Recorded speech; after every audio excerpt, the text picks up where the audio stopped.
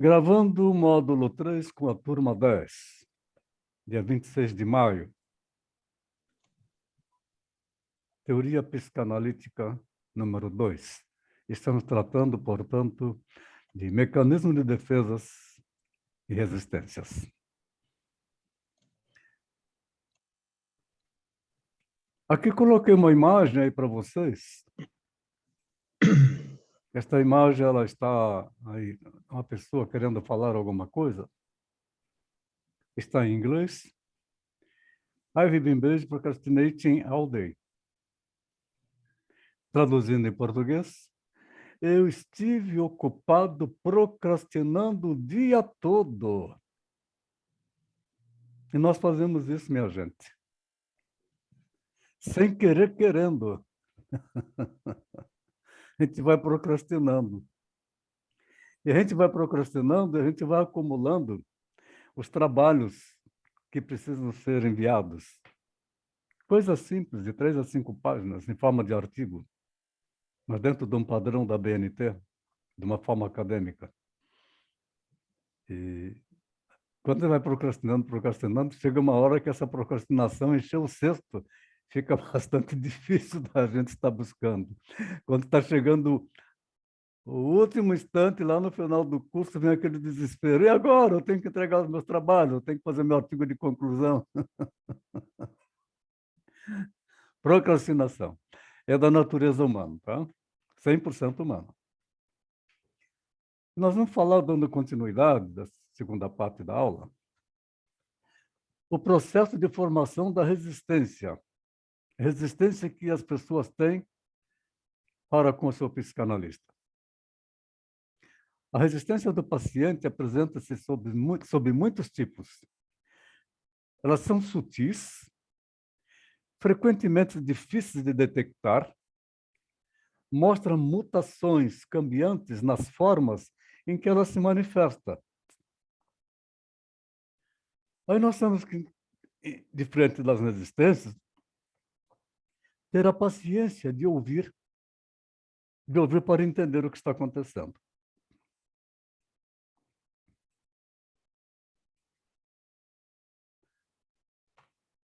Fiquem à vontade para interromper quando quiserem.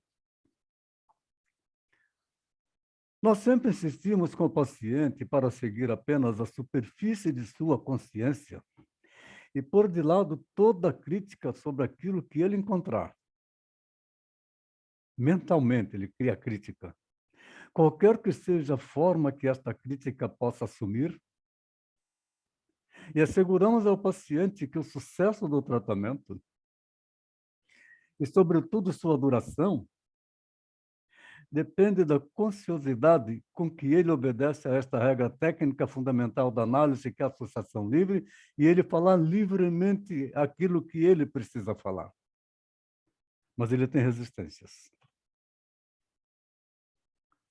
A primeira coisa que conseguimos estabelecer a regra técnica fundamental, a associação livre, é que ela se transforma no alvo dos ataques da resistência. O paciente procura, por todos os meios, se livrar das exigências dessa regra. No momento, declara que não lhe ocorre nenhuma ideia. Não sei o que eu vou falar hoje. No momento seguinte, que tantos pensamentos se acumulam dentro de si, que não pode aprender nenhum. Então ele diz assim, eu não tenho ideia do que eu vou falar hoje, mas você olha para ele e você vê claramente, de forma empírica, quantos pensamentos que estão passando ali simultaneamente. Aí nós constatamos com desgostosa surpresa que o paciente cedeu primeiro a uma e depois a mais outra objeção crítica interna, revelada pelas longas pausas que introduzem seus comentários. Ele começa a falar e se cala, e fica procurando o que ele vai falar.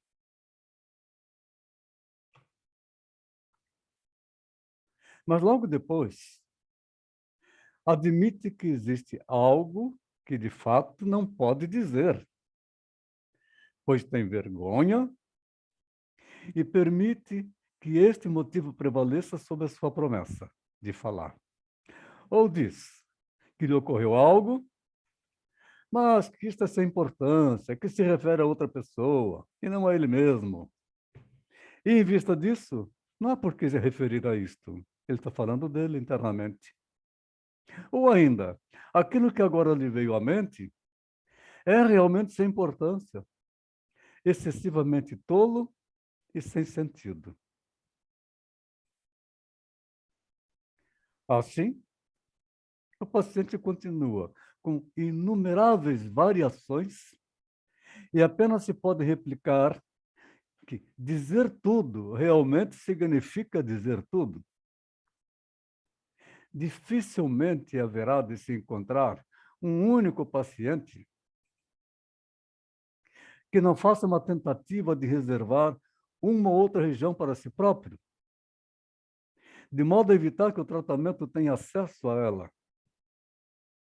É sempre uma tempestade em copo d'água. Deixa eu marcar a presença da nossa querida colega Cristiane. Boa noite, Cris. Seja bem-vinda.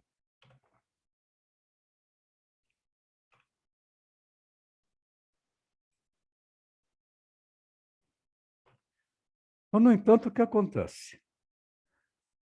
A pessoa está desejosa de argumentar, anseia fazer com que passemos a instruí-lo. Olha, nós não vamos fazer instrução, a ministrar ensinamento. Não vamos ministrar ensinamento, minha gente.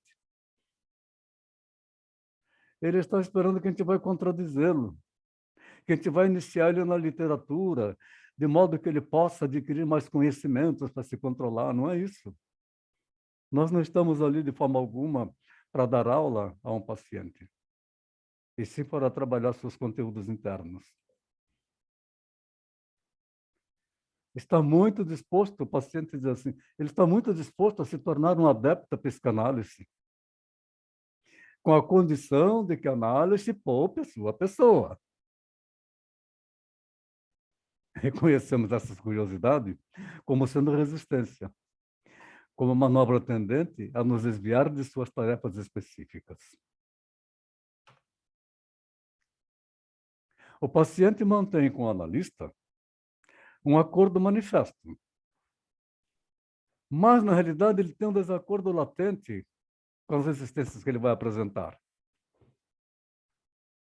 Aparentemente, ele é assíduo, colaborador, gentil, que concorda com o analista, aparentemente aceitando as interpretações, se houverem, porém, no fundo, ele as desvitaliza, achando-as não importantes. Entra por um ouvido e sai pelo outro. E, de uma maneira sutil, sem demonstrar a contradição, vai impondo e mantendo suas próprias opiniões, sem aceitar as colocações do analista. Colocações, não opiniões do analista, tá? Colocações. O analista não manifesta opinião. Muitas vezes, conscientemente, por vergonha ou medo de ser rejeitado pelo analista, escondem algum assunto que acham que vão desonrá-lo perante o analista. Querem manter uma imagem positiva diante do analista. E, para fugir do assunto, passo a falar sobre trivialidades. Eu contei para vocês já a história do homem do sapato. Podem me confirmar se eu contei para vocês a história do homem dos sapatos? Não contei? Contou, Não, professor? eu não vi. Acho que sim. Sim, sim. Quem falou? O Dani falou que eu contei? Sim, que tirou um caso bem inusitado aí de É, até. legal. Mas aí já teve gente que disse que também não ouviu. Mas ótimo, então Eu não vi. eu vou contar de novo. Isso aconteceu com um dos primeiros pacientes que eu estava trabalhando, paciente piloto, tinha um consultório em parceria com a psicóloga lá em São José dos Campos. Um jovem de 28 anos, Um cara assim de muito boa aparência, um cara bonito. Engenheiro, engenheiro da informação, empresário. Ele vinha no consultório, nunca deitou no divã. Eu tinha divã naquela época. Ele nunca deitou no divã. Ele sentava e ficava falando sobre trivialidades. Mas numa determinada sessão, quando nós encerramos, eu falei para ele: por que você continua vindo aqui? Ele falou: porque eu preciso me entender. Pois é, mas você não está falando o que você precisa falar. Acabou nosso tempo? Você quer agendar a semana que vem novamente? Ah, quero sim. Na semana seguinte, ele chegou meia hora mais cedo. Já queria entrar no consultório. Lógico que não entrou, porque eu estava atendendo outra pessoa. Quando entrou no consultório, ele se sentou naquele divã, tirou os tênis, se esparramou no divã, e aí ele começou a falar o que ele precisava falar. Doutor, eu acho que eu sou meio louco. Aí a gente usa a técnica do mugido, né? Uhum. Continue. Eu acho que eu sou meio louco. Sabe, eu sou um cara bonito. E as mulheres gostam de mim. Elas até dizem que eu exalo tesão. Mas acontece uma coisa. Eu, para achar uma mulher bonita, eu primeiro olho para os pés dela.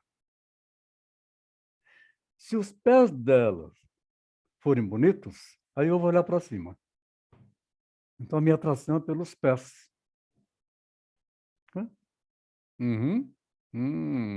Me conta mais. Mas estou te dizendo que eu acho que eu sou meio louco. Eu tenho uma coleção de mais de 100 pares de sapatos. Interessante. Pois é, mas acontece que esses sapatos são sapatos de mulher, sapatos femininos. Eu, quando passo numa loja, tipo Arezzo, eu me encanto com aquela vitrine. Eu olho aqueles sapatos assim, maravilhosos. E quando a mulher calça um sapato bonito daquele, aí eu me interesso por ela. Uhum. É, mas eu continuo dizendo que eu acho que eu sou meio louco. Porque, como te falei, eu tenho uma coleção de mais de 100 pares de sapatos. E você sabe, doutor, eu moro com os meus pais, eu tenho a minha suíte na parte superior. Eu tenho minha privacidade. E lá que eu guardo esses mais de 100 pares de sapatos. Eu adoro colocar sapato feminino.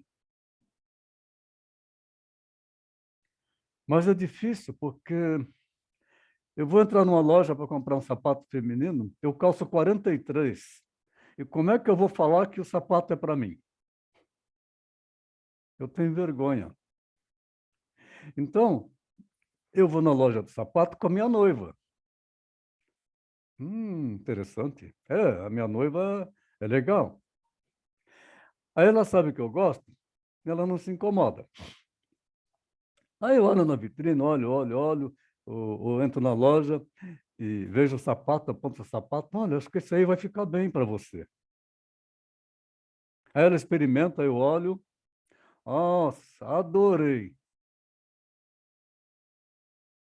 Mas ela já está instruída para dizer assim, que ela está comprando sapato não é para ela, é para uma amiga dela que calça 43. E aí eu compro o sapato e trago para cá. Eu quando eu chego em casa, ela também vai lá para o meu quarto, eu calço aquele sapato maravilhoso. Eu não fica só nisso, por isso que eu acho que eu sou meio louco. Eu coloco uma lingerie e ela se excita. Quando ela me vê de sapato alto, aquele sapato lindo, com lingerie. E aí rola uma transa deliciosa. Ok. Me conta mais. Mas tem uma coisa. O meu trabalho é computador. Eu chego na minha empresa, eu ligo o computador, eu tenho que entrar na execução de sites e tarefas que tem lá com os meus clientes, mas tem um site que é uma tentação, eu não resisto. Antes de começar meu dia, eu entro nesse site. Esse site chama-se Fetiche. E lá nesse site Fetiche, eu encontro outras pessoas como eu, outras meio loucas que nem eu, homens. E aí eu comecei a trocar conversa com um outro homem, até que marquei um encontro no apartamento dele. E fui lá no apartamento dele, doutor. Eu tenho vergonha de falar. Fique à vontade, você sabe que aqui você pode falar tudo. Eu tenho vergonha de falar, mas eu preciso falar. Aí nós começamos a nos tocar e eu me deitei. E ele fez sexo em mim, doutor. Doeu que foi uma coisa. Eu saí de lá enojado comigo mesmo, me sentindo imundo, me sentindo emporcalhado. E jurando para mim que eu nunca mais faria aquilo. Eu estava morrendo de vergonha comigo mesmo.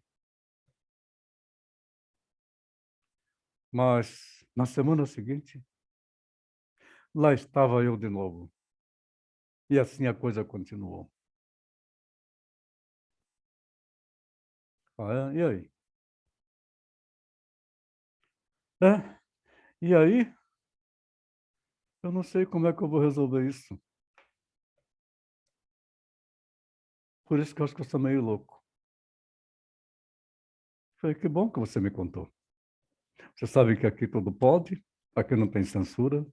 Fique à vontade para poder continuar, se você quiser, continuar a falar sobre isso. Se quiser continuar a relação com a sua noiva.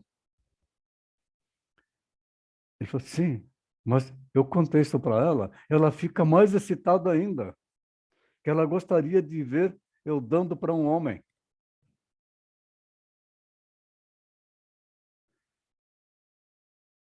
Aí o meu supervisor, o Iratan de Carvalho, infelizmente já se foi, do Rio de Janeiro, além de meu amigo, era meu supervisor na psicanálise, fomos fazer uma sessão para falar sobre este caso. Eu fiquei impressionado com a reação dele. Ele me falou assim, mas esses dois são loucos, você já encaminhou eles para o psiquiatra?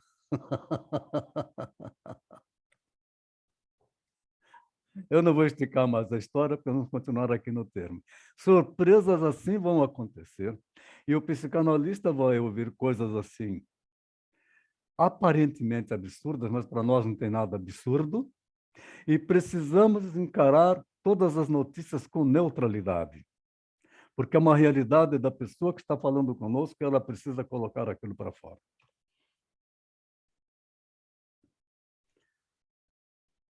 Então, muitas vezes, conscientemente por vergonha, medo de ser rejeitado, o paciente esconde algum assunto que acha que vai desonrá-lo perante o analista. Quer manter uma imagem positiva e, para fugir do assunto, passa a falar sobre trivialidades. Começou a falar sobre trivialidades, tenho certeza. O mecanismo de defesa está funcionando. Tem coisa escondida nessa conversa. O analista vai notar claramente que o paciente tem algo que não quer dizer e que mantém por muito tempo um segredo consciente. o motivo pelo qual, detectado que o paciente está a esconder algo, e de sempre apontar este fato, é que um determinado segredo funciona como um imã para outros segredos e recordações. Começa a liberar um monte de bichos internos e impulsos. E com isso, dentro da mente dele, vai bloqueando o livre curso da análise, porque ele vai ficando cada vez com mais dificuldade de estar falando de si próprio. E aí, então, cria resistência. Essa palavra resistência, que nós vamos usar constantemente, vão notar que as pessoas têm muita resistência quando estão falando algo, é toda e qualquer força interna do paciente que se opõe ao processo terapêutico. É um reerguimento das defesas do paciente. Defesas inconscientes e conscientes. Defesas do ego, defesas do id e defesas do superego. As pessoas no desenvolvimento de seu ego, inerentes à sua socialização e aprendizado de vida, constroem mecanismos de defesa normais para que as suas pulsões possam se manifestar, porém de uma maneira adequada, dentro de um padrão de ordem moral e social. Aí fica difícil dele colocar para fora o que realmente precisa ser colocado. Quando o paciente contar o segredo, sentirá um alívio. Ai, que alívio, eu tinha que falar isso. E quando perceber que a reação do analista, independente do fato narrado, foi de total neutralidade, passa a contar coisas que eram difíceis de tocar, como foi o caso do homem dos sapatos. Quando ele me questionou, eu sou louco, doutor? Eu disse, ele, quem vai decidir isso é você. Mas essa sua libido, desta forma, entenda que o ser humano, por natureza, ele é bissexual. Você só precisa definir qual é a sua verdadeira condição e o que é que você quer. A escolha é sua. Ele teve mais tranquilidade para falar, porque não encontrou... Falasse, que absurdo, cara, você está dando para o homem, que isso? Você é gilete? Você come e dá ao mesmo tempo? Ele esperava esse tipo de reação, mas não, o psicanalista não tem essa reação. O psicanalista vai entender, o ser humano ele é bissexual, ele tem as suas pulsões sexuais, tem muito gay por aí que ele consegue ter uma relação heterossexual. Tudo depende da condição. Entendendo essa naturalidade, quando nós transmitimos essa naturalidade, o paciente então vai nessa expressão, ai, que alívio, eu tinha que falar isso. Só isso aí já valeu a minha sessão de hoje.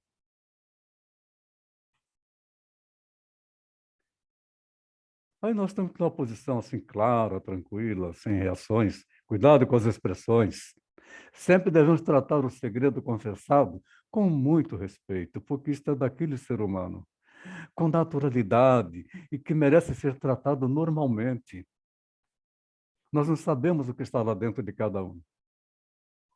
Depois de confessado, ou analisarmos como o paciente se sente, ou analisamos o conteúdo do segredo. A gente pode até perguntar, como é que você está se sentindo agora que você me contou isso? O segredo geralmente tem conotação vergonhosa, repugnante, no modo de ver do paciente, relacionados com secreção, excreção, ou atividades sexuais fora do convencional, ou, como já dito, de algo que o paciente acha que vai desabonar a sua imagem perante o analista. Ele precisa despir a sua alma diante do analista, e é bastante difícil ele conseguir realizar isto. Seu ego não vai permitir, o superego também não. E com isso, essas resistências vão se manifestando. Ao contrário de ser um obstáculo indesejável, é sempre bem-vinda. Vocês observam nessa imagem que a resistência, a expressão facial, a maneira de olhar, sem falar nada, está nos dizendo muita coisa. Nós, em breve, vamos estudar sobre isso, que é a semiologia psicanalítica. Então, a resistência é sempre bem-vinda, porque nós vamos desenvolver essa nossa capacidade de identificar a resistência. Porquanto representa a forma de como o indivíduo se defende e resiste no cotidiano de sua vida, e compreendendo o analista a este modus operandi de se defender, pode ele demonstrar ao paciente como que ele construiu as suas defesas, como que ele está funcionando naquele momento. Você está precisando me dizer alguma coisa, não está conseguindo, está com vergonha de falar para mim? Pronto, está mexendo, começa a instigar, a fim de que ele tenha a vontade de liberar o que ele precisa falar. Quanto mais frágil o ego do paciente, ego fraco, mais forte é para resistir. O ego fraco, ele não admite a sua fraqueza. O ego fraco, ele é narcísico. Em pacientes mais regredidos, estes opõem sérias resistências às mudanças e desejam manter as coisas como elas estão. Não porque não desejam se curar, mas é que não acreditam nas melhoras, ou que eles mereçam melhorar, porque se sente culpado, que merece um castigo, ou porque correm os sérios riscos de voltar a sentir as dolorosas experiências passadas, uma traição, uma humilhação e assim por diante. Nós podemos dizer que as forças resistenciais do ser humano, que se erguem no setting analítico, são as mesmas forças dos mecanismos de defesa normais e patológicas que o indivíduo usa no seu cotidiano para manter a sua sobrevivência. E a questão é de sobrevivência mesmo. As resistências são a manutenção do status quo, que com tanto sacrifício o paciente montou no transcorrer do seu desenvolvimento, aquela figura, aquela aparência de fortaleza, e não é nada disso, ele é frágil. O principal motivo da resistência é a de evitar um sofrimento, de tocar na sua ferida interna. Ou seja, de passar por tudo aquilo pelo qual ele mantém reprimido. São forças internas, inconscientes ou conscientes, do analisando que se opõe ao analista, ao processo e aos procedimentos da análise, obstaculizando a função de recordar, de associar, de elaborar, bem como o desejo de mudar. Uma ocasião, atendendo uma mulher adulta, ela já foi garota de programa, e essa mulher chegou a fazer 3 faculdades, mas não seguiu nenhuma, não consegue se estabilizar na vida. Quando começou, então, aí no consultório, para contar um pouco da sua história, e eu pontuei com ela assim: será que você consegue me dizer como que era a sua mãe, como que era o seu pai quando você era criança? E eu não dei a idade. Para que que eu fiz isso? Ah, eu fui na ferida. Essa mulher desabou a chorar, mas aquele, sabe aquele choro de grito? Ah! Ah, que desespero que estava dentro daquela alma. Me contando que a mãe dela era prostituta e que mexia com droga e que o pai era um bêbado e que chegava em casa e abusava dela. E ela tinha ódio pelo pai e ódio pela mãe. E, no fim, ela também acabou sendo uma prostituta, igual a mãe. Inconscientemente pelo complexo de Édipo. Porque se o pai dormia com a mãe, embora a mãe fosse aquela prostituta que levava almas dentro de casa, mas ele dormia com ela, ele transava com ela, o complexo de Édipo inconsciente, ela se tornou uma prostituta para ser igual à mãe, para ir a ter a atenção do pai, o amor e o carinho que ela nunca teve. Essas são forças internas, gente, inconscientes ou conscientes, que se opõem ao analista para contar uma coisa dessa, ao processo e aos procedimentos da análise, obstaculizando assim a função de recordar. Não quer recordar aquilo porque dói muito, mas quando recorda e põe isso para fora, aí aquela expressão, ai, que alívio, eu precisava contar isso, chorando que é uma desgraça, sentindo toda aquela dor.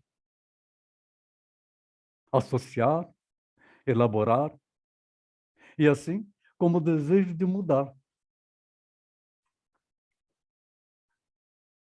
Aí, no caso de um paciente obsessivo, haveremos de esperar táticas de resistências especiais. Táticas, estratégias de resistência. É impressionante, né? O que a pessoa faz com ela quando está se tratando conosco.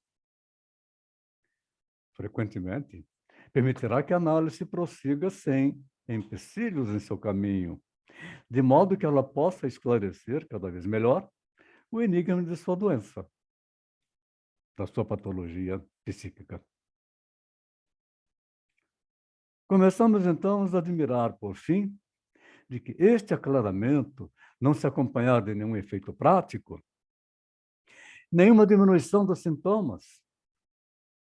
Então, conseguimos perceber que a resistência se refugiou dentro da dúvida, que é própria da neurose obsessiva. Por isso, a pessoa se transforma num ser totalmente obsessivo na sua vida.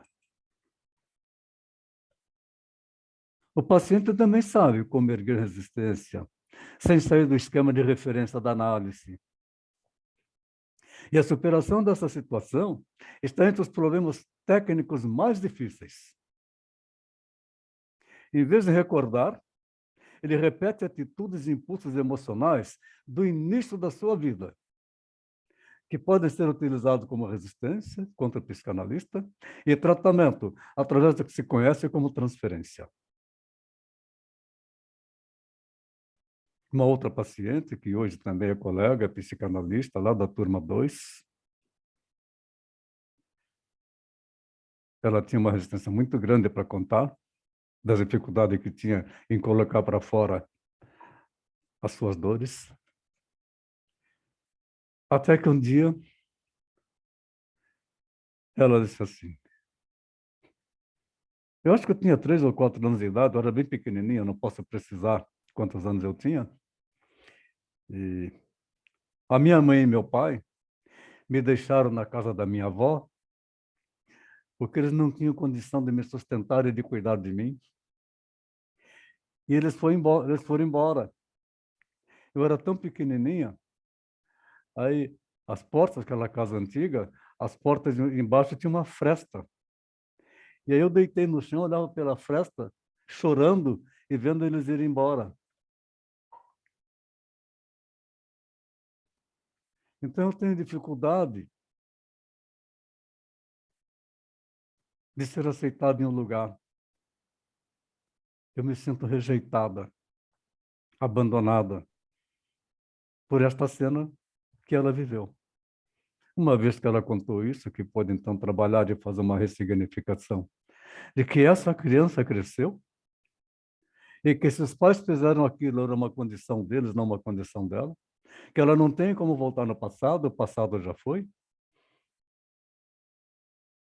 Vamos ouvir a música do Lulu Santos, Como uma Onda, O Anel do Rei, a fim de que possa reconstruir a sua personalidade para a atualidade de agora e não ficar sofrendo naquela dor inconsciente daquela criança que foi abandonada.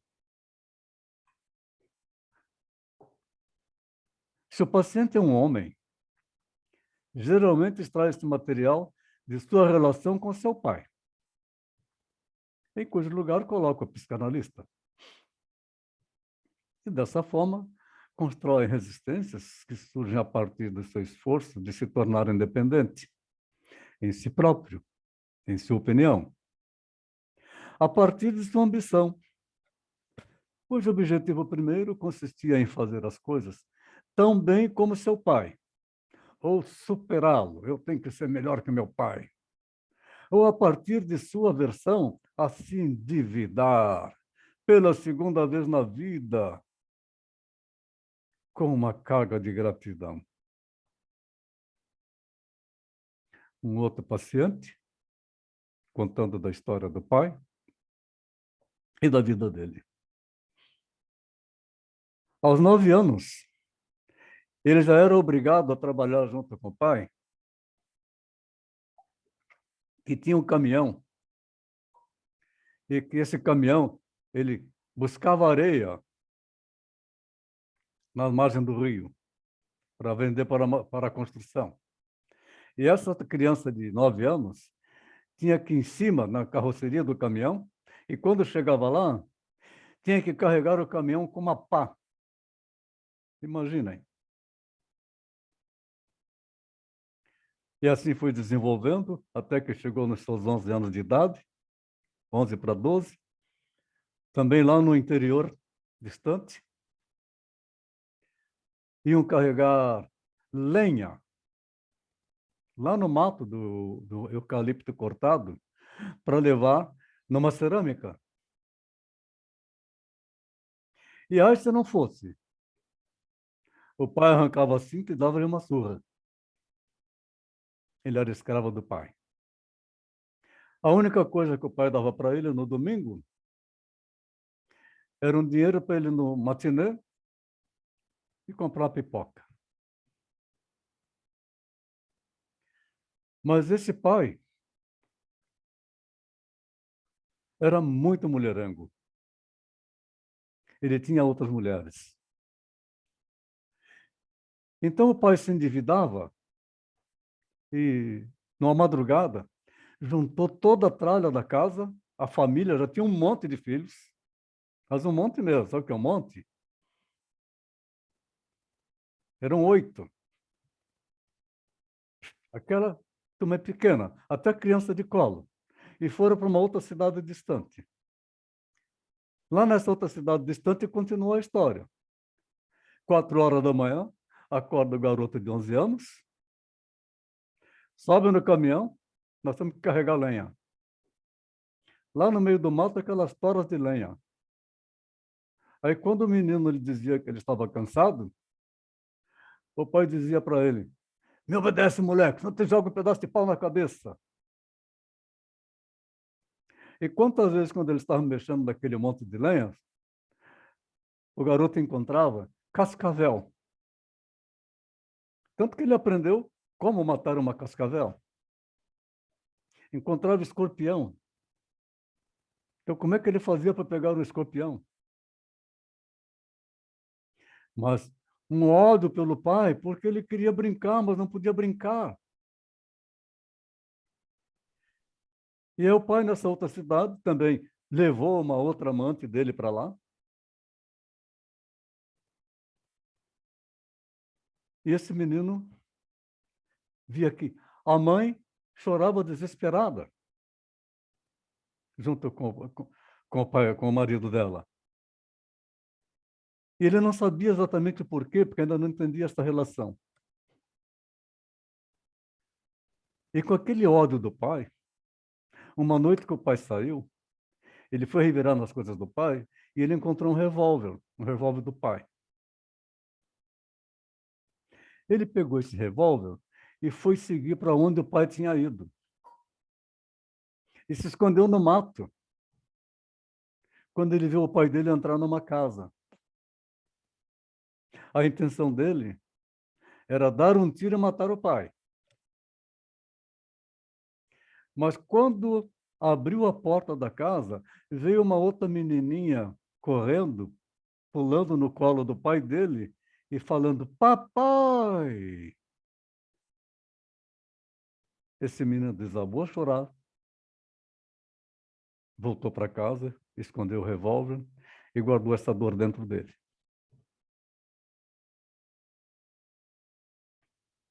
E aí, um dia lá que ele resolveu não ir, ele levantou mais cedo, ele foi lá no alto do morro, onde tinha os pés de cajus, e ele foi pegar caju, que ele adorava caju. Dali a pouco veio outro amiguinho dele, da mesma faixa de idade, tinha 11, 12 anos, e o menino disse assim: "Oh, o seu pai chegou lá, ele tomou veneno, e está morrendo na cama." Aí o garoto respondeu assim: "Tomara que morra, que filho da puta! A sua mãe está desesperada te chamando." E ele foi para lá. Aí ele chegou, ele viu o pai dele na cama, babando, já semi-morto, aquela baba saindo da boca, aquela cena horrorosa. A mãe desesperada e ele dentro dele com alegria: "Morre, desgraçado, morre!" E a mãe então dizia assim: "Ele é seu pai, reza por ele é seu pai." E dentro dele ele tinha um conflito: "Mas que pai mais desgraçado! Eu não preciso de um pai desse." Aí sim, passou, o menino cresceu, ficou adulto. Na vida adulta, profissionalmente, começou a fazer coisas semelhantes que o pai fazia. Olha só que coisa impressionante. Se casou, mas saía para farra. Pegava outras mulheres. E com isso, gastava o dinheiro e se endividava. Aí tinha que mudar de lugar. Até que ele contou essa história, realmente colocou para fora essa dor tão forte que ele tinha dentro dele, vergonha que ele tinha de dizer isso, chorou um bocado e aí entendeu que tudo aquilo que ele passou, que o pai fez, era uma condição do pai e que ele estava repetindo as mesmas coisas que o pai.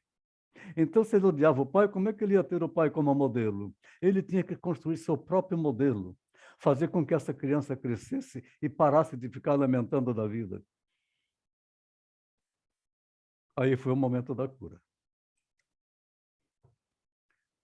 Assim, às vezes, tem-se a impressão de que o paciente substitui inteiramente a sua melhor intenção de pôr um fim à sua doença, que está agonizando, pela intenção alternativa de negar que o psicanalista tem a razão, de fazer com que este reconheça a sua impotência e de triunfar sobre ele.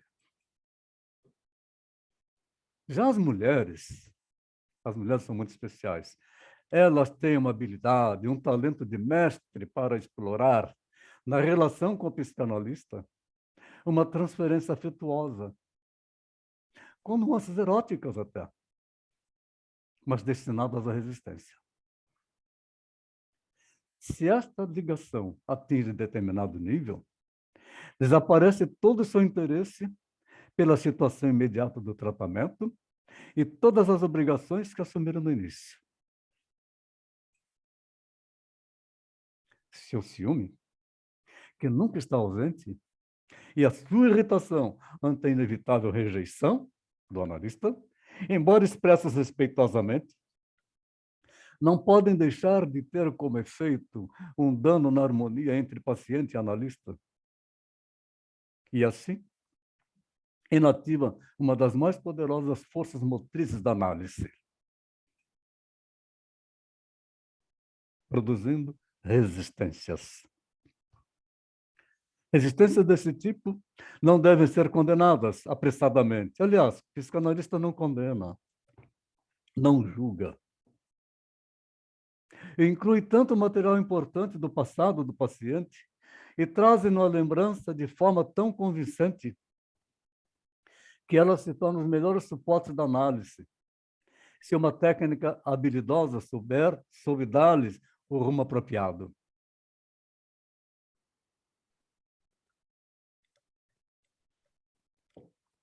Pode-se dizer que aquilo que se mobiliza para lutar contra as modificações que nos esforçamos por efetivar são traços de caráter e atitudes do ego. Sob esse aspecto, nós podemos entender que esses traços de caráter foram formados em conexão com as causas da neurose e como reação contra as exigências dessas. E encontramos traços que normalmente não conseguem emergir ou não podem emergir no mesmo grau e que poderia descrever como latentes. Latentes não perde a força, se lembram disso? Está guardado lá no fundo do poço, mas a energia está viva lá dentro, incomodando. Aí sim está provocando uma psiconeurose. Assim nós podemos chegar a compreender que a superação dessas resistências constitui a função essencial da análise. E a única parte do nosso trabalho que nos dá segurança de havermos conseguido algo com o paciente. Portanto, a resistência é bem-vinda. Ter habilidade para poder trabalhar resistências, para entender trabalhar resistências. A resistência pode ser consciente, pré-consciente, inconsciente, e pode ser expressa por meio de emoções, de atitudes, de ideias, impulsos, pensamentos, fantasias ou ações.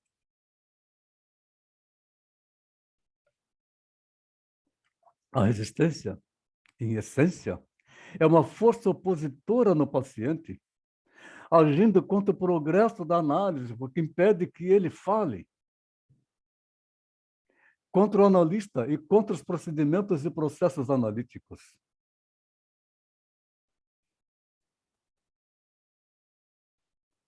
O paciente luta contra a remoção de seus sintomas e o estabelecimento de seus processos mentais.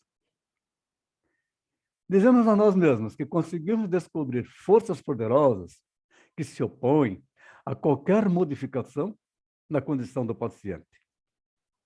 Devem ser as mesmas que no passado produziram esta condição. O sintoma é um substituto de algo que foi afastado pela repressão. Ao investigar a resistência, constatamos que ela emana de forças do ego, de traços de caráter conhecido e também de caráter latente. São esses responsáveis pela repressão, ou pelo menos têm uma participação nela. Os sintomas podem ser adequadamente visualizados como satisfações substitutivas daquilo que se perde na vida. Sem dúvida, pode-se ainda levantar toda classe de objeções à ascensão de que os sintomas neuróticos são substitutos de satisfações sexuais.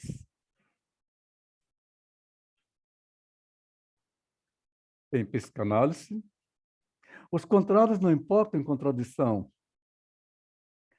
Nós poderíamos até ampliar a nossa tese e dizer que os sintomas objetivam uma satisfação sexual, um prazer, ou o rechaço da mesma, o desprazer, e que, na totalidade, o caráter positivo de realização de desejo prevalece na histeria, e o negativo fica cético na neurose obsessiva. Seus sintomas podem servir tanto à satisfação sexual como ao seu oposto. Quando a ansiedade, Ansiedade sinal. O sinal de angústia. De forma inconsciente, ativa uma série de mecanismos de defesa com o fim de proteger o ego. Eu estou bem. Quando a pessoa, eu estou bem. Está bem, eu converso. Ela está realmente penando pra caramba. Isso é com o fim de proteger o ego contra uma dor psíquica iminente. Aí surgem vários mecanismos de defesa, sendo alguns mais eficientes do que os outros. Mecanismos de defesa.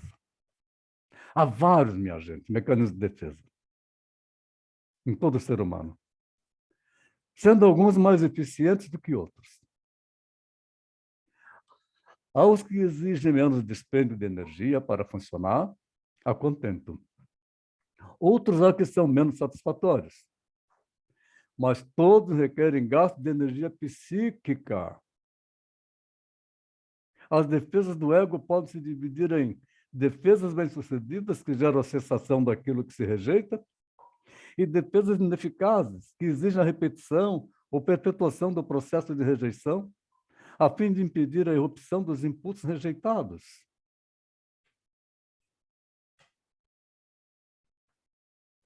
Aí está um mecanismo de defesa muito interessante: sublimação. É o mais eficaz do mecanismo de defesa.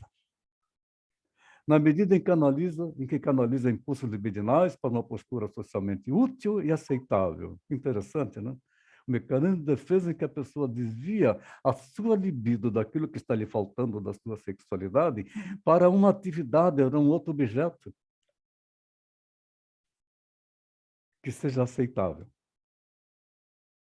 Nós podemos observar isto claramente quando participamos desse grupo das senhoras com câncer. Quando participamos dos grupos das senhoras rotarianas, leoninas, enfim, de todas as outras atividades, quando participamos do grupo das senhoras religiosas, as carolas de igreja, porque elas colocam lá, sublimando a sua sexualidade naquela atividade. E dizem assim: melhor coisa do mundo para mim é quando eu tenho um encontro com o grupo. É quando ela tem prazer. Na realidade, ela está camuflando a sua sexualidade. As defesas bem-sucedidas podem se colocar sob o título de sublimação. A sublimação, ela não é uma defesa assim negativa, ela é até positiva, porque leva bem para a sociedade. Imagine quanto sublimou Madre Teresa de Calcutá. E assim tantas outras. Então, essas defesas bem-sucedidas, que podem se colocar sob o título de sublimação, são expressão que não designa mecanismo específico. Vários mecanismos podem se usar nas defesas bem-sucedidas, como a transformação da passividade em atividade, o rodeio em volta do assunto, a inversão de certo objetivo no objetivo oposto. Na sublimação, o que acontece? Inibição do objetivo principal. E aí ocorre uma dessexualização. Ela anula a sua sexualidade. A absorção completa de um instinto das respectivas aquelas. Alteração dentro do ego. Qualidades todas estas que se veem nos resultados de umas tantas identificações, qual seja no processo de formação do superego. E o fato empírico das sublimações, sobretudo as que se originam na infância, dependerem da presença de modelos, de incentivos, que o ambiente forneça direto ou indiretamente, corrobora, assim, a asserção de Freud no sentido de que a sublimação talvez se relacione intimamente com a identificação. Os casos de transtorno da capacidade de sublimar mostraram que esta incapacidade corresponde a dificuldades na promoção de identificações pessoais. Tal ocorre com certas identificações. Também as sublimações são capazes de se opor e se desfazerem, com êxito maior ou menor, certos impulsos destrutivos infantis, mas também podem satisfazer de maneira distorcida esses mesmos impulsos destrutivos, de algum modo. Toda fixação artística de um processo natural mata, portanto, esse processo. Repressão é a operação psíquica que pretende fazer desaparecer da consciência impulsos ameaçadores, sentimentos, desejos, ou seja, conteúdos desagradáveis ou inoportunos. Em sentido amplo, é uma operação psíquica que tende a fazer desaparecer da consciência um conteúdo desagradável ou inoportuno, uma ideia, um afeto e assim por diante. Nesse sentido, o recalque seria uma modalidade especial de repressão. Portanto, recalca um afeto que não foi liberado. E aí vem o mecanismo de racionalização. É construído na mente, todos vocês constroem na sua mente. Quando percebe que fez algo que não deveria fazer. Aí vem aquela justificativa. Sim, mas eu fiz isso por causa daquilo. Sim, mas você tem razão, você realmente fez, sim, está certo o que você fez. Você constrói conversas internas para isso. É uma forma de substituir por boas razões uma determinada conduta que exige explicações, de um modo geral, da parte de quem a adota. Os psicanalistas, em tom jocoso, dizem que a racionalização é uma mentira inconsciente que se põe no lugar do que se reprimiu. Ou seja, o paciente, a pessoa, ela mente para ela mesma, para ela se enganar. Talvez ela esteja dizendo assim para ela lá dentro mesmo. Me engano que eu gosto.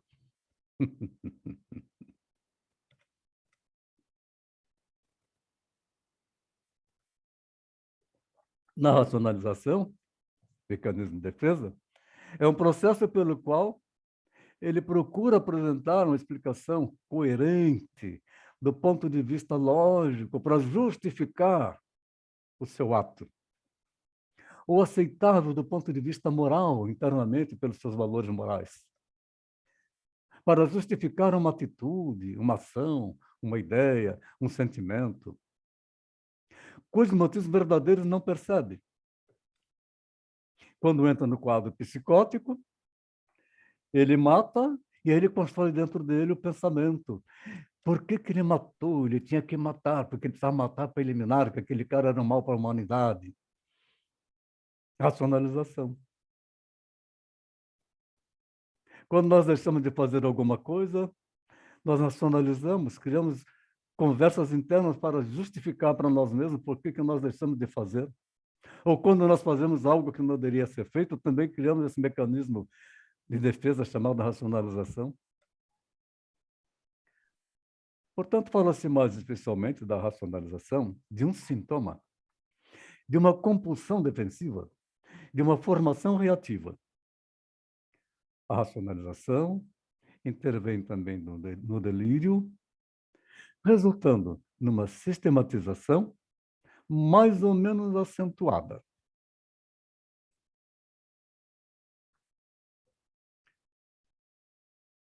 Outro mecanismo de defesa muito interessante, a projeção. A culpa é minha, mas eu coloco em quem eu quero. A projeção, você se lembra daquela história da raposa e a uva? Contado quando a gente era criança. A raposa olhou aquele cacho de uva e ela queria alcançar, ela queria pegar a uva, mas ela não conseguia. Ela racionalizou, né? Ela racionalizou e pensou com ela assim, não, tá bom, aquela uva estava verde mesmo, estava ruim. Mas ela projeta dizendo, não, aquela uva estava lá, eu não consegui pegar, porque a culpa é que colocaram muito alto. É de quem colocou. Então, na projeção, o termo utilizado no sentido geral em neurofisiologia e psicologia para designar a operação pela qual um fato neurológico ou psicológico é deslocado e localizado no exterior, quer passando do centro para a periferia, quer do sujeito para o objeto. Quando criança, que a gente faz aquelas artes brincando, e quem vem a bronca, e quem fez, não fui eu, não fui eu, a culpa é de outra pessoa. Esse mecanismo de projeção, no sentido propriamente psicanalítico, é uma operação pela qual o sujeito expulsa de si e localiza no outro pessoa ou coisa, qualidades, sentimentos, desejos, e mesmo objetos que ele desconhece ou recusa nele.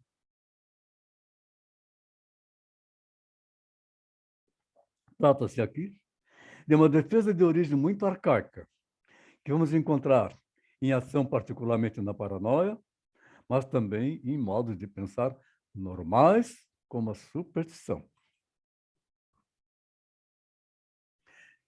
Junto com a projeção, vamos passar para o mecanismo de deslocamento.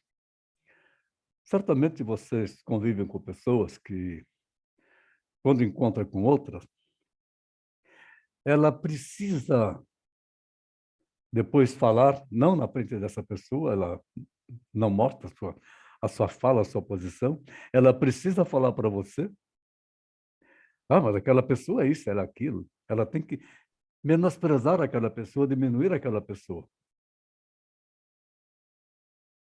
Quando, na realidade, ele está vendo naquela pessoa algo que aquela pessoa tem e que não tem nela. Então, ela projeta aquilo que falta para ela na outra pessoa. E faz um deslocamento, que é um processo psíquico através do qual o todo é representado por uma parte ou vice-versa. O que também pode ser uma ideia representada por uma outra ideia, ideias a todo instante formando na mente humana, que emocionalmente esteja associado a ela. E esse mecanismo, minha gente, não tem qualquer compromisso com a lógica. É totalmente ilógico.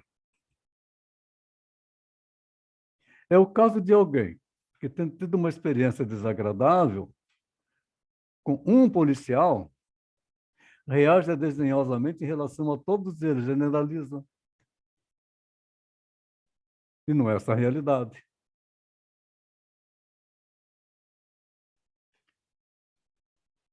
Certa vez, conversando com um major da PM, falando sobre situações que a polícia passa, ele me contou. Foi atender um chamado numa casa onde o marido estava ameaçando a mulher com uma faca. Ele chegou lá, viu aquela situação, aquela gritaria, e o cara esbravejando com a faca na mão, querendo matar a mulher. Ele habilidosamente dominou, tirou a faca do indivíduo, colocou ele no chão, colocou os braços para trás para colocar a algema nele. A mulher, que gritava desesperadamente que ele queria matá-la, então começou a gritar com o policial: para, é meu marido, é meu homem, o que você está fazendo com ele? E aí, diz que aquele policial foi agressivo, foi bruto, e que bateu no marido dela. Duma com barulho desse, né? É muito corrente também o deslocamento nos sonhos. Os sonhos nós vamos estudar daqui a pouco, na interpretação dos sonhos, onde uma coisa representa a outra. E também se manifesta na transferência, deslocando uma coisa para outra, fazendo com que o indivíduo apresente sentimentos em relação à pessoa, que, na verdade, lhe representa uma outra do seu passado, fato de importância, o interesse, a intensidade de uma representação, ser suscetível de se destacar dela para passar a outras representações originariamente pouco intensas, ligadas à primeira por uma cadeia associativa. No deslocamento, a teoria psicanalítica apela para a hipótese econômica de uma energia de investimento suscetível de se desligar das representações e de deslizar por caminhos associativos.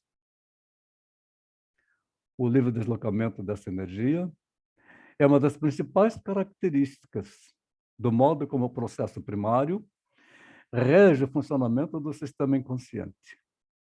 Como está nesta figura aí, é um pensamento que vem aqui, sobe outro pensamento aqui, uma interrogação, uma exclamação, outro pensamento, e fica aquela confusão mental. E no mecanismo de defesa e identificação, que é um processo psíquico por meio do qual um indivíduo assimila um aspecto, por isso eu coloquei é uma mutante. É assimila um aspecto, uma característica de outro, e se transforma total ou parcialmente, apresentando-se conforme o modelo desse outro. A personalidade constitui-se e diferencia-se por uma série de identificações com outra pessoa. A identificação não tem aqui valor cognitivo. É um processo ativo que substitui uma identidade parcial ou uma semelhança latente por uma identidade total.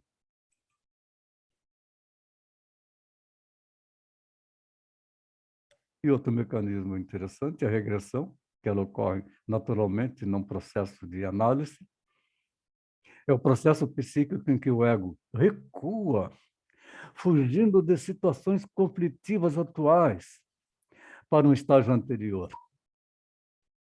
É o caso de alguém que, depois de repetidas frustrações na área sexual, regrida para obter satisfações, a fase oral, passando a comer em excesso.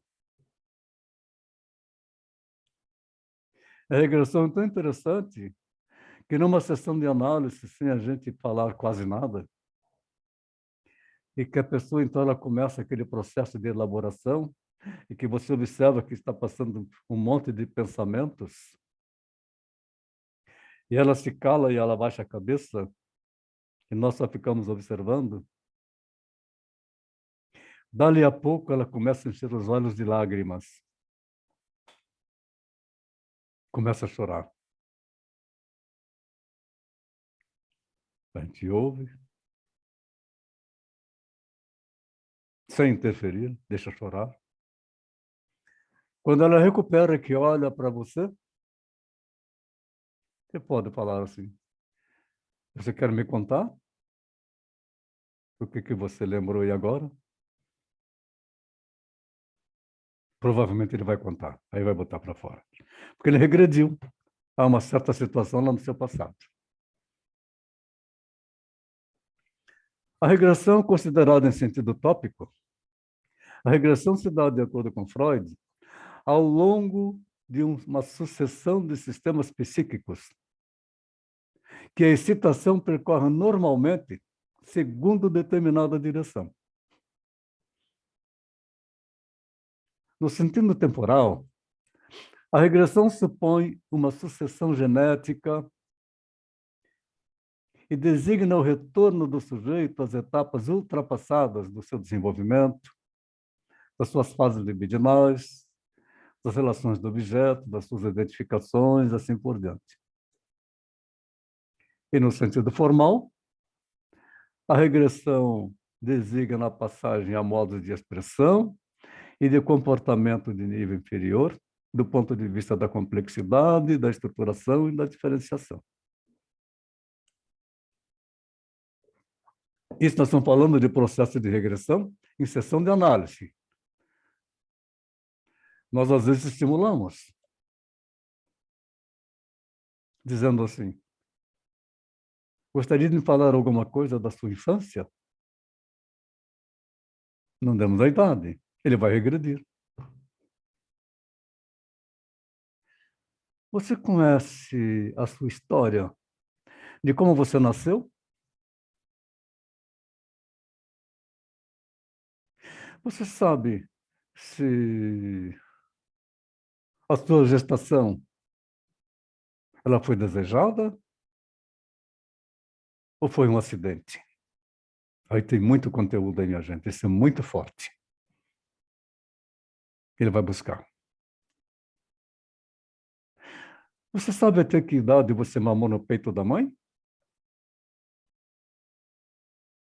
Pessoas com dificuldade de falar em público têm esse aspecto, o desmame prematuro.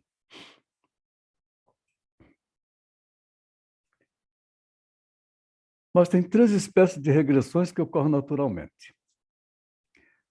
Uma é atópica, no sentido do esquema do aparelho psíquico. A regressão tópica é particularmente manifestada no sonho, onde ela prossegue até o fim. O sonho traz lembranças do passado, tira a coisa lá do fundo do baú.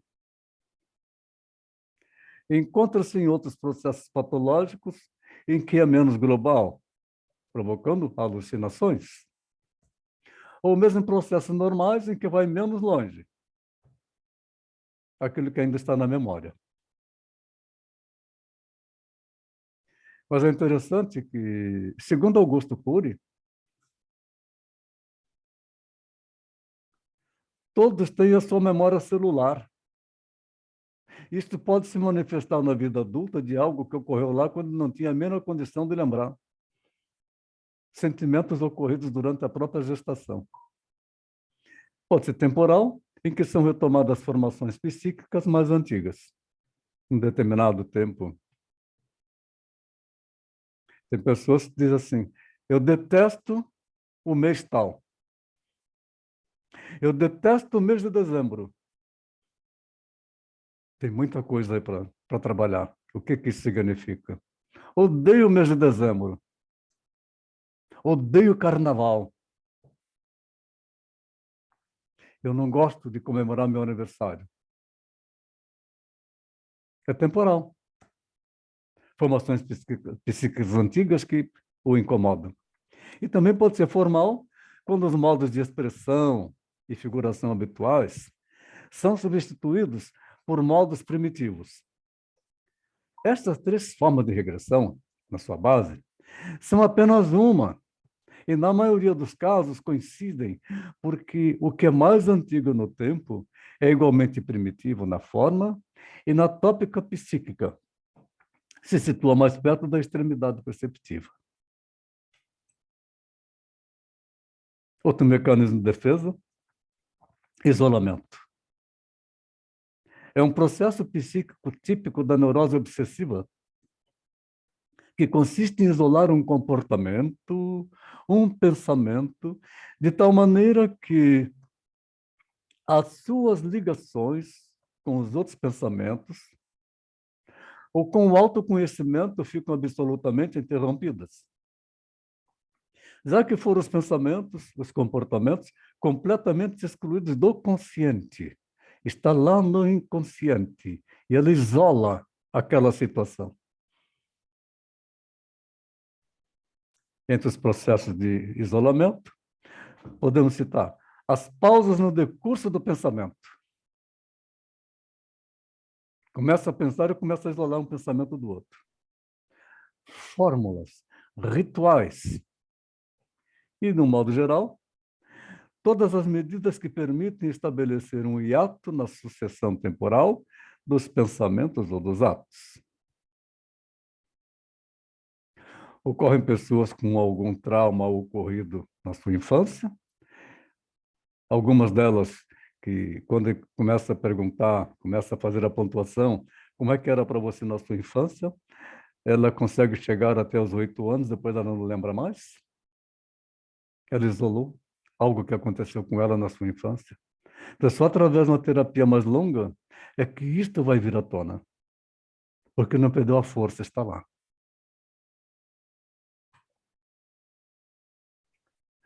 O isolamento, minha gente, se manifesta em diversos sintomas obsessivos.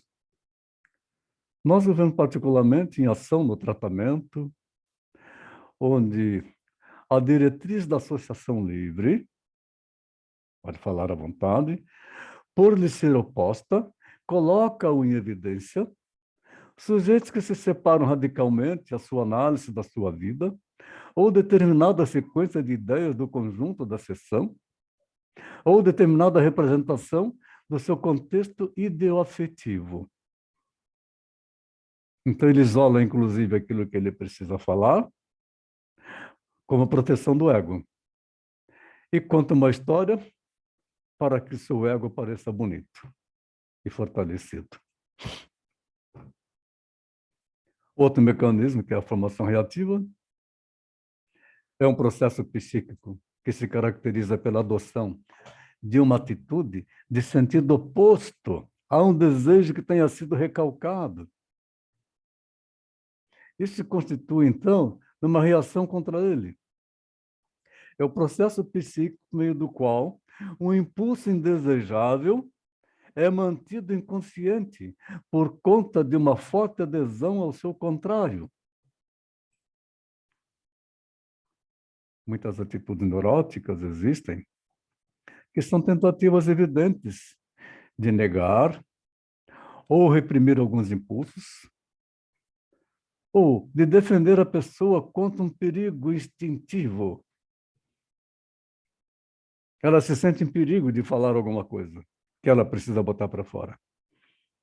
São atitudes tolhidas, rígidas, que obstam a expressão de impulsos contrários, os quais, no entanto, de vez em quando, irrompem por diversos modos, seja pela fala, seja por gestos, seja por expressões faciais e por atitudes.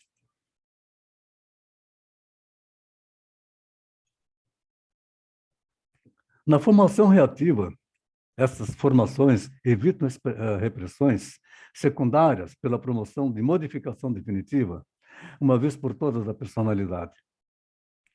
Formação reativa. Uma criança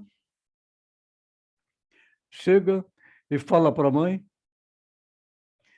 que o pai passou a mão nela. A mãe reage: é mentira! O seu pai não faz isso, ele é um cara religioso. Se falar isso de novo, você vai apanhar. Coitadinha dessa criança. E aquilo foi verdade. Nessa figura que está aí, é mentira! Você não pode ter visto ele com outra. Ele nunca me trairia.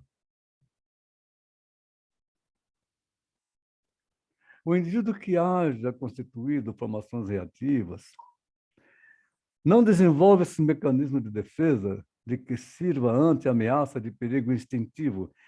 Nossa, uma paciente me pediu uma sessão no amanhã e me perguntou assim: você acredita no instinto feminino? Não foi que a pergunta dela, eu vou responder que eu acredito.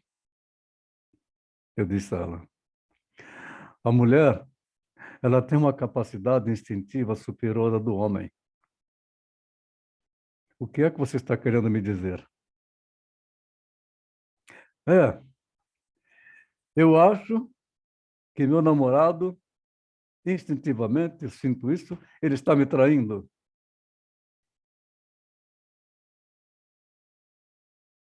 Eu simplesmente escuto e não vou perguntar o porquê que ela acha. Não quero justificativa. Uhum. Hum. Deixa ela falar. Então, o indivíduo que haja constituído essas formações reativas instintuais não desenvolve certo mecanismo de defesa que se sirva ante a ameaça de perigo instintivo. Modificou a estrutura da sua personalidade, como se este perigo estivesse sem cessar presente, está na mente dela, de maneira que esteja pronto sempre que ocorra. Ainda na formação reativa, que é um tipo de repressão, em que a contracatexia é manifesta e que, portanto, tem êxito no evitar atos repressivos muito repetidos, de repressão secundária. Então, o que é a contracatexia? A catexia é quando você coloca para fora aquilo que está no seu conteúdo, aquela sua ferida, e você sofre. Mas a contracatexia, ela sufoca essa possibilidade de você fazer a catexia. Deu para entender essa confusão?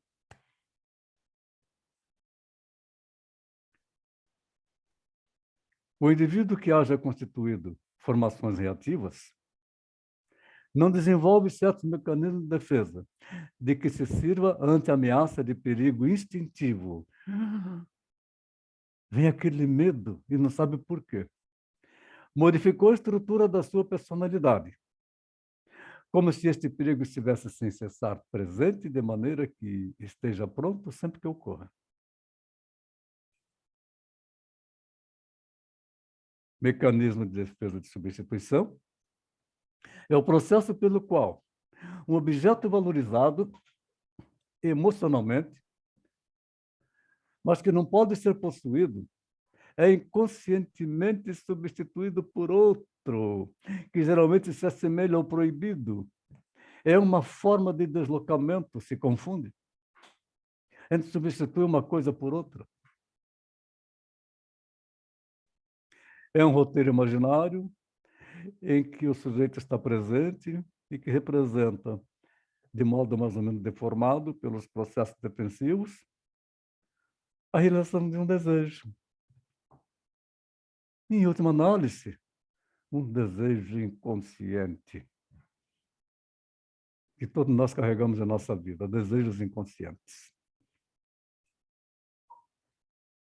A substituição, a fantasia se apresenta sob diversas modalidades. Fantasias conscientes ou sonhos diurnos, sonhos acordados, imaginação. A fantasia em sonhos acordados pode, inclusive, provocar uma excitação, pode até provocar um orgasmo, uma fantasia sexualizada. E fantasias inconscientes, como a que a análise revela como estruturas subjacentes a um conceito manifesto. E depois, as fantasias originárias. Mecanismo de compensação, parecido com o de racionalização, é o processo psíquico em que o indivíduo se recompensa, se compensa por alguma deficiência, pela imagem que tem de si próprio, por meio de um outro aspecto que o caracterize. Ele, então, passa a considerar isto como um trunfo. Em compensação, eu fiz isso. Em compensação, eu ganhei aquilo. Um trunfo. Expiação. Este é um processo psíquico dolorido, muito, geralmente provocado pelo superego, em que o indivíduo quer pagar pelo seu erro imediatamente. De acordo com Freud, tal como desenvolvidas, sobretudo em Totem e Tabu, segundo a qual existe uma correlação universal entre sexo, culpa, religião e expiação. Quando você vai em rituais de determinadas igrejas, não vou citar qual, em que todos oram por minha culpa, por minha máxima culpa. Que coisa impressionante isso. E só quando a gente sai desse meio é que a gente passa a entender que, caramba, que culpa é essa? Que culpa que eu tenho de ser um ser humano? Que culpa que eu tenho de ter sexo, de ter prazer no sexo? Que culpa que eu tenho de ser desejado? Que culpa que eu tenho de desejar, se isto é da natureza humana? Mas não, a expiação o superego castiga. E castiga pesado, bem pesado. Determinadas igrejas onde tem confessionário, A criança, então, já é submetida a um superego. Ela passou a semana brincando na escola, fez as suas traquinagens normais de toda criança. E aí chega lá, tem que confessar no sábado e comungar no domingo. E chega no sábado, conta que foi mal criada com a mãe, que brigou com um colega, conta seus pecados. E aí, quando termina, o padre diz: agora você vai rezar 10 Padre Nossos, 5 Ave Marias. A sua expiação vai ser essa. É um castigo. Que coisa, não é? E a submissão está aí, o controle. O gerenciamento da culpa pode assumir formas marcadamente diferentes e a pessoa crescer com culpa. E ela não tem culpa de nada. Ela sente culpa porque ela nasceu. Ela sente culpa porque ela nasceu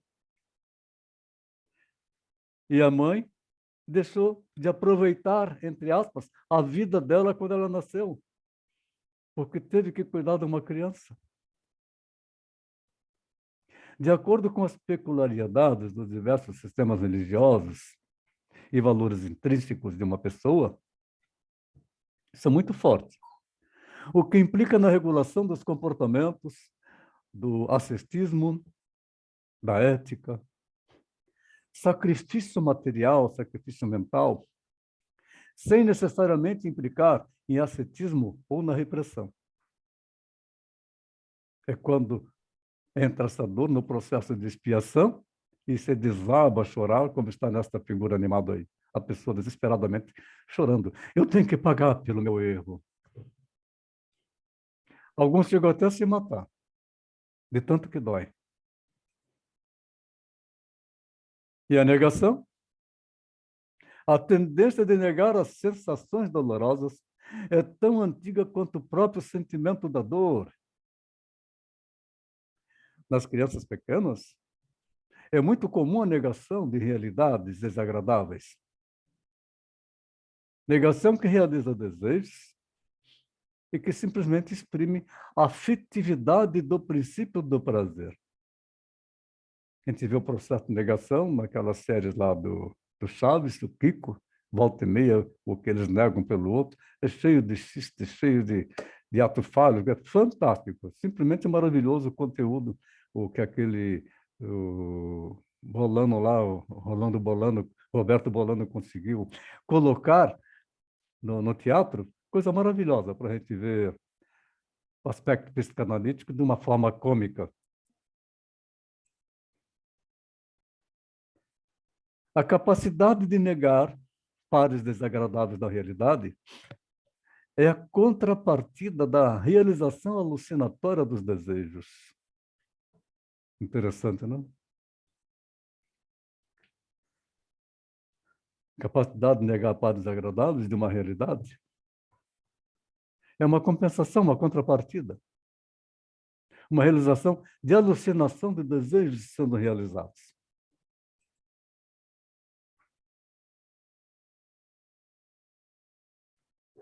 Originalmente, na negação, a ideia de engolir um objeto exprime a afirmação e, como tal, é o protótipo de satisfação instintiva e não de defesa contra os instintos. No estádio do ego prazeroso purificado, tudo quanto agrada é introjetado.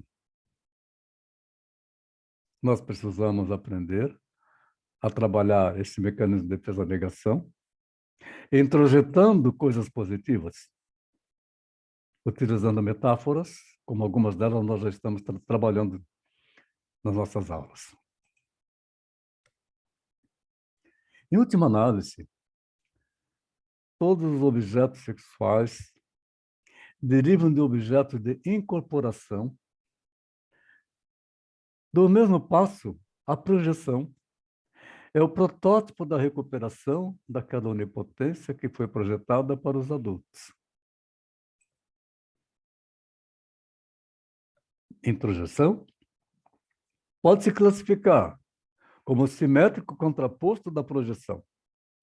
Trata-se de uma autointrodução fantástica, de uma internalização psíquica fantasiosa, uma máscara que se veste, de elementos externos ao sujeito, cujos quais ele percebe como seus. Então ele interpreta um outro papel. E aí que as personalidades são mutáveis. Por falar em personalidade, vocês não fizeram ainda o teste de personalidade, não é? Eu vou enviar para vocês o teste de personalidade para vocês fazerem. Com calma, espontaneamente. E lá no final desse teste de personalidade, vocês vão construir um gráfico. E aí, por gentileza, na próxima aula, vocês me cobram para a gente falar sobre a personalidade novamente, ok?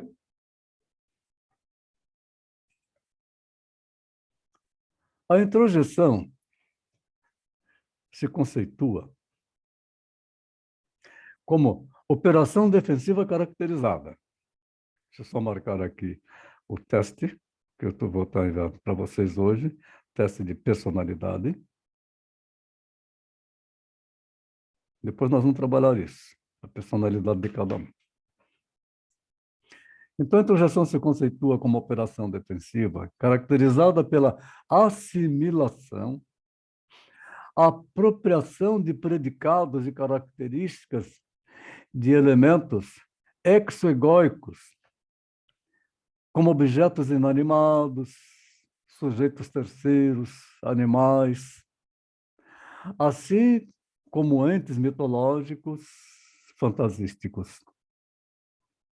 Enquanto no adulto, a introjeção é um elemento de defesa.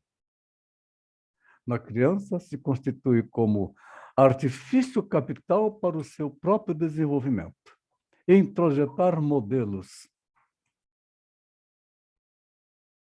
Em termos de infância e desenvolvimento subjetivo, ícones sociais.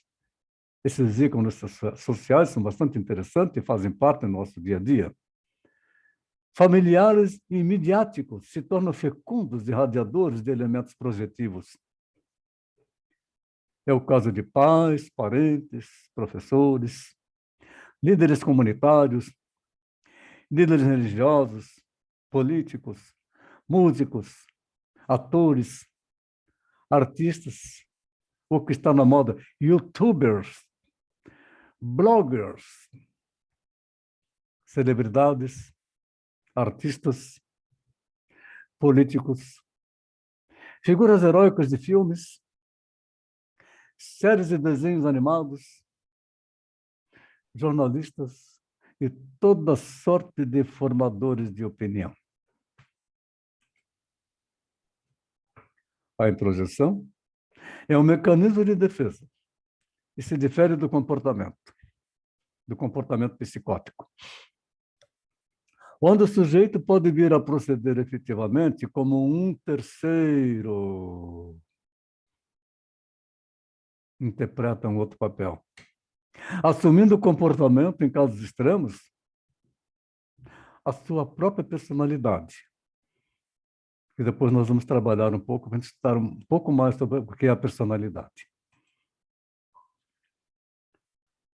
E aí desenvolve também uma formação reativa, que é um tipo de repressão em que a contracatexia é manifesta e que, portanto, tem êxito. Desculpem, deixa eu voltar aqui. Deixa eu voltar lá. Não quer voltar? Voltar. Então, a formação reativa é um tipo de repressão em que a contracatexia ela é manifesta, portanto, tem êxito no evitar atos repressivos muito repetidos de repressão secundária. O indivíduo que haja constituído formações reativas não desenvolve certo mecanismo de defesa. de que se sirva ante ameaça de perigo instintivo.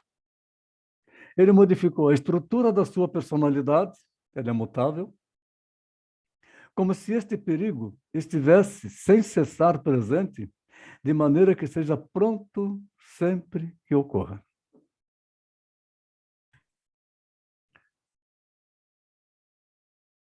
Meus queridos alunos e alunas,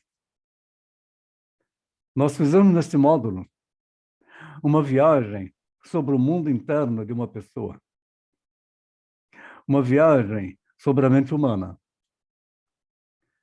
mergulhando um pouco nas profundezas das reações emocionais que são manifestadas numa sessão de análise e que são manifestadas no nosso relacionamento no dia a dia. Aprimorar o nosso conhecimento, convivências práticas e compreensão da teoria freudiana nos permitirá entender cada vez mais como nós mesmos funcionamos e ter a capacidade de melhorar como ser humano, desenvolvendo aí humildade para ouvir e compreender a situação do outro, e sabedoria para aceitar que tudo é 100% humano. Muito obrigado pela preciosa atenção de vocês, pela participação. Trabalho para a nota consta lá no final da apostila. Nosso próximo encontro, 21 e 23 de junho, tópicos especiais em psicanálise, teoria da sexualidade. Se vocês puderem estudar um pouco sobre essa apostila até chegar ao próximo módulo, também estudar as fases do desenvolvimento da psicossexualidade, vai ajudar melhor na compreensão da teoria da sexualidade. Aqueles que estão despreparados para começar a ter contato com esse conhecimento poderão se escandalizar. E nós temos que aceitar tudo como natural, aceitar tudo como ser 100% humano. Eu vou tirar dos slides, então, para que a gente possa conversar, tá? Voltando aqui. Nós sempre insistimos com a paciente para seguir apenas a superfície de sua consciência e pôr de lado toda crítica sobre aquilo que encontrar, qualquer que seja a forma que esta crítica possa assumir, assegurando-lhe que o sucesso do tratamento e, sobretudo, a sua duração dependem da consciosidade com que ele obedece a esta regra, técnica fundamental da análise, e vamos deixar de ficar ocupados procrastinando para que a gente possa avançar.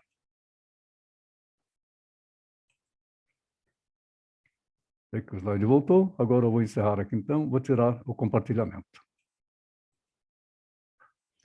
Ok.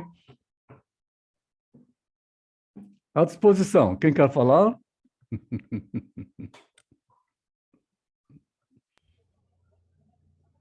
Professor, eu só vou mencionar aqui algo que eu já mencionei em outra aula. Ainda bem que o senhor tem uma fala calma, porque olha esse conteúdo aí, Senhor Santíssimo Sacramento, é uma montanha russa. Meu Deus, professor, quanta coisa. Estamos começando. Professor, uma pergunta então, porque assim, é muita coisa. Sim. Para mim mesmo, eu tô achando muita coisa nova, assim, muito conteúdo. Sim, é tudo novo. As É, pessoas não têm esse conhecimento, não importa qual é a profissão delas. Só psicanalista que adquire esse conhecimento. assim, toda aula eu saía meio que em choque. Professor, assim, como que o senhor aconselha para a gente ir assimilando da melhor maneira esse conteúdo? Porque ele é complexo, né? O senhor lê ele de maneira bem calma, mas ele é complexo. É complexo e precisa fazer sessão de análise. Tá. Análise pessoal. Uhum. Bem isso aí. Que aí você vai encontrando umas identificações dos mecanismos de defesa que você mesmo produz. Uhum. Vai identificando isso. Parabéns, professor, pela aula. Muito obrigado por essa troca de conhecimento. Eu que agradeço a sua presença.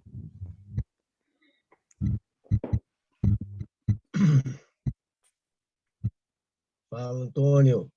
Oi. Certo, meu querido? Fala, Vitor. Escutando o colega ali falar, acho que é Dan, né? O nome dele, né? Dan Librelato. Carroceria lá no sul do estado, né? Sim. Seria Librelato. Não, o seguinte, ele estava falando ali como é que ele vai assimilar, dizer que realmente, por experiência, leva bastante tempo, né, para assimilar isso tudo aí, mas tem que tentar entrar de mente aberta, né? Sim. Porque desde quando a gente nasce, a gente é muito acostumado com dogmas, história da carochinha, da Cinderela, da Branca de Neve, da Bela Adormecida, essa coisa toda, igreja, religião, Sim. né? E a sociedade vive em torno disso, né? Uhum. Todas essas coisas, né? A família da tampa da margarina, né? Vamos dizer assim, né? Eles ali tomando café da manhã, né? A família da tampa da margarina que ninguém tira rabelo do olho, ninguém briga, ninguém faz nada, né? Sim. Então, a gente é acostumado com essas coisas, mas o ser humano tem muito mistério, né? E a análise aí nesse tempo todo que eu já, como paciente e aluno, né, que sou, aprendi muito e abriu muito a minha mente também, para várias coisas, né? Principalmente que diz respeito a religiões, essas coisas assim que tento colocar na nossa cabeça, né? Não que a pessoa tenha que ter, enfim, não tem julgamento, cada um é cada um, né? Mas com o tempo, nosso amigo aí vai assimilar isso tudo, Uhum. né? E tem uma coisa que eu lembro até hoje que tu costuma falar é que o ser humano mesmo, o ser humano, né? Assim, a gente aqui, eu, você, o pessoal que está aí, a gente não evoluiu, né? O que evoluiu foi as coisas que o ser humano inventou, né? Computador, rádio, isso tudo, mas a selvageria humana, ela acontece todos os dias e está acontecendo no dia a dia, né? E se repete, né? A gente só muda assim, tipo, o pai e a mãe, o pai que mata o filho que mata o pai, a mãe que não sei o que lá, bota fogo na casa, então é igual, só muda o bairro, a cidade e o país, né? Mas a selvageria humana, ela tá aí. Em qualquer lugar do mundo. É isso aí. Obrigado, Vitor. Alguém mais?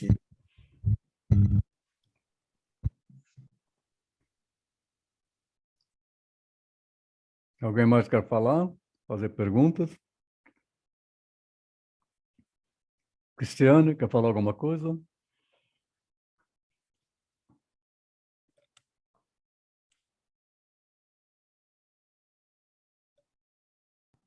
O que falar, professor? As aulas sempre são, assim como os colegas disseram também. Eu já falei nas análises que o senhor também, tipo, é bastante coisa para assimilar, mas vamos lá, né? Sim. Parar de ficar... Procrastinar. Exato. E vamos lá, né? Isso aí. Marilene, Mari, falar alguma coisa?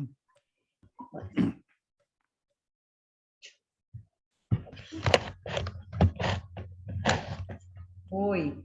Oi, Mari. Bastante conteúdo, muito interessante. Cada aula são surpresas, né? Cada aula é mais conhecimento, mais entendimento e tá muito bom, muito bom. Conteúdo, a disponibilidade do conteúdo para nosso entendimento assim é muito bom também. Eu estou amando as aulas, Antônio. Que bom, sinal que você está Eu só realmente quis, interessada, desenvolvendo. Eu só preciso não procrastinar mais meu trabalho, mas eu estou indo, tá? Conforme combinamos. Estou indo. Ah, cada aula não tem uma igual à outra.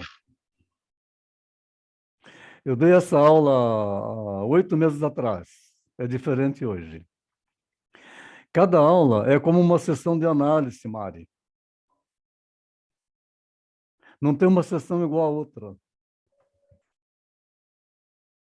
É sempre uma coisa nova.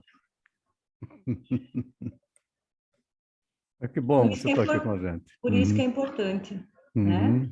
Dar continuidade ao conhecimento, porque a impressão que se tem é que quanto mais nós estudamos, menos a gente sabe.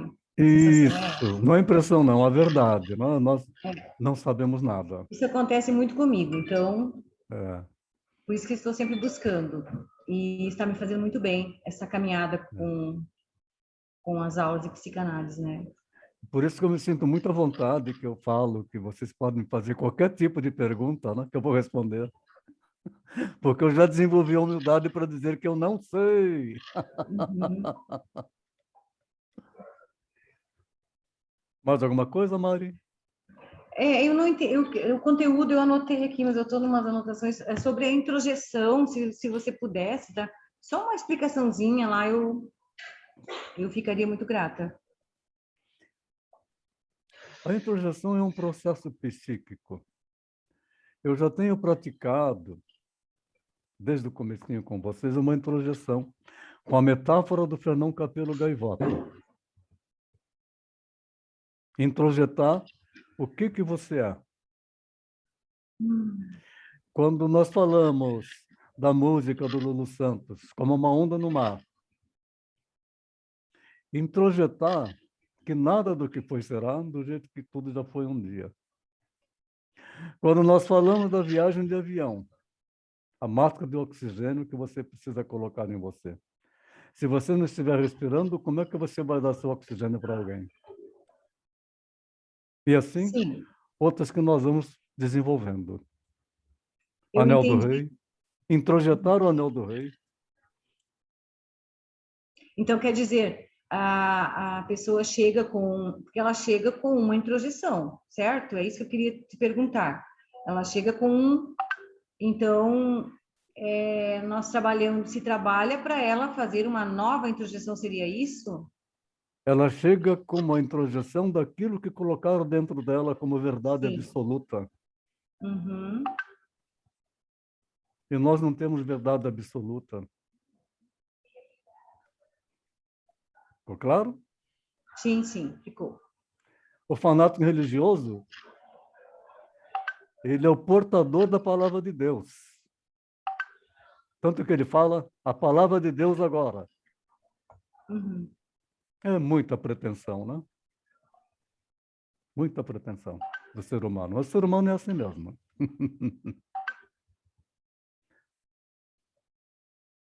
A gente pode tirar as coisas boas que nós aprendemos com a religião. Tem coisas boas. E tem coisas que a gente vê que são narcísicas. Aquela parte que você falou do superego nas religiões, eu achei bem interessante, porque por isso que muitas pessoas se curam ou se alienam, enfim, mas que se curam de muitas coisas dentro das religiões, porque faz uma estruturação do superego, né? Do qual é Sim, necessário. cria um Uhum. condicionamento positivo. Isso, um condicionamento positivo, Isso é muito exatamente. legal. Isso é Eu muito achei muito legal. legal a tua fala na aula passada, eu só não comentei no final, porque eu liguei rapidamente às religiões, né? Sim. Bem Tem um legal. condicionamento positivo, sim. Realmente é legal. Uhum. Mas tem outros que não são, porque aí é Sim, submissão. Aí é sim, domínio. é. Uhum. Aí é narcísico demais, né? Exatamente. Muito obrigada, Antônio. Eu que agradeço. Cléia, Ah, sempre maravilhoso, né, Antônio? Sempre falo. Falo pra Mari aqui que eu fico espantada. Pra mim é tudo novo, né? Pra ela já não, não é tanto. mas tem muita coisa nova para ela, pode perguntar para ela. Ah, tem. Tem sim. Nós somos eternos aprendizes, não é, Mari? É verdade. Na verdade, para mim é tudo novo. Eu tenho aquela sensação do saber, né? Mas é tudo novidade. A forma da escrita, a forma da fala na aula, é tudo novo. Sim. Caliana, quer falar um pouquinho, Caliana? Está quietinha aí? Alice, quer falar, Alice?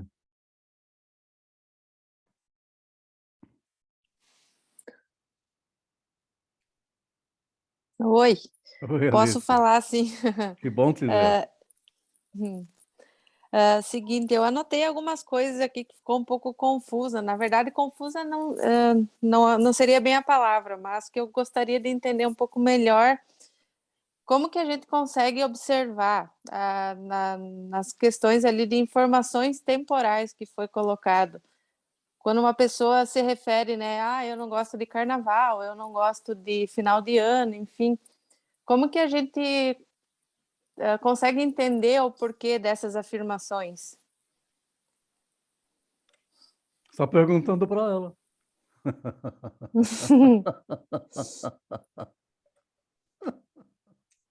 Não é? Ela tem os motivos Sim, dela. Por que não gosta de entendi. festa de fim de ano? Por que não gosta de carnaval? Por que detesta isso, detesta aquilo? Potencializa na fala. Sim, Nós não temos resposta para isso. Mas sim, é uma situação dela. O que é para você não é para ela. entendi. Ficou claro? Respondi? Ficou sim. E tem mais uma questão aqui que eu também achei interessante quando você comentou que pessoas que foram amamentadas no peito até uma certa idade, têm mais dificuldade de falar em público, algo nesse sentido. Por que dessa relação? Esta relação está porque ela foi interrompida no desenvolvimento da fase oral. Aí você precisa assistir a primeira aula e a segunda aula. O desenvolvimento da psicossexualidade. Aquelas que não tiveram com o peito da mãe, já nasceram, não foi no peito da mãe, não tiveram a mãe para amamentar, ou a mãe amamentou por um mês ou dois, depois tirou do peito, por motivos mais variados, pode ser por motivos de vaidade, porque ia ficar com o peito plástico, ou porque a mãe não tinha leite. Ela tende a desenvolver dificuldade na oralidade. Certo. A primeira aula eu consegui assistir já, enfim, mas a segunda tô na metade. E também tem a postura, devagarzinho, Sim, né? sim. Não tem que segurar a ansiedade. Vamos devagar, nós temos 2 anos pela frente para a gente ir trabalhando essas coisas todas. De fato, é muita informação que vai chegando e vai chegar mais ainda. Aí, Isso quando aí. está fazendo a sua análise, você vai se desenvolvendo, vai entendendo como a coisa vai acontecendo. Uhum. Ok? Mais alguma coisa? Ok. A princípio é isso. Muito obrigado. Su, quer falar, Su? Olha, eu estou apavorada. Eu estou assim, ó, minha mente está um turbilhão. Eu falo, meu Deus do céu, e agora? Mas é isso, eu estou tentando absorver, é muita informação. É muita informação. E muita, daí eu vou para um pensamento, daqui a pouco já tem que ir para outro, daí até montar o quebra-cabeça, tá assim, uma maracutaia ali. Mas tá bom.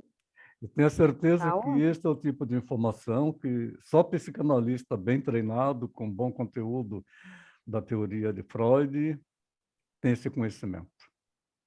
Não importa se é doutor disso ou doutor daquilo, ele não tem esse conhecimento. Eu tenho médicos que se tratam comigo, médicas que se tratam comigo, tenho médica que é aluna, também ficam assim... E dá um medo, eu falo, meu Deus do céu, e agora? Psicóloga também fica assim, caramba! Falo, ai meu Deus, vontade de sair correndo. Psicologia também não tem esse conhecimento. Vocês estão começando a receber uma carga de conhecimento aí bastante interessante. Devagarinho nós vamos digerindo isso. É. Ok? Ok. Muito obrigado. Alguém mais? Acho que todos já falaram, então, né?